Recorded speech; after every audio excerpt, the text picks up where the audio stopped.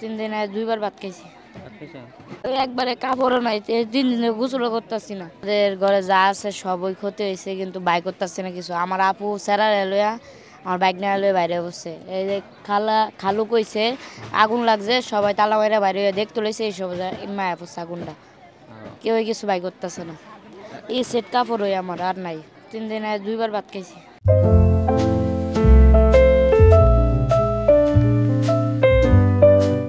আগে তো সুখী আসলাম, আগে বললো জানতাম না এরকম হইব, যে জানলে তো এমনি আইলাম ওই নামটা।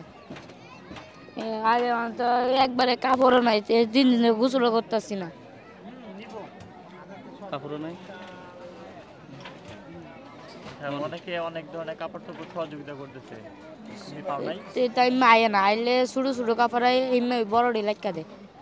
একজনে 3টা করে 2টা করে কাপড় লাইকা দেয়। আবার এমনি গেছে দেয় কিছু আনতে নি লাইতে খাওয়া লাগতো না। তুমি কি করো? আমি মহাকালী কাম করতাম, কাম তো আয় বসছি। কি কাজ করতে? ডিএসির ভিতরে খাবারের ডেলিভারি করতাম।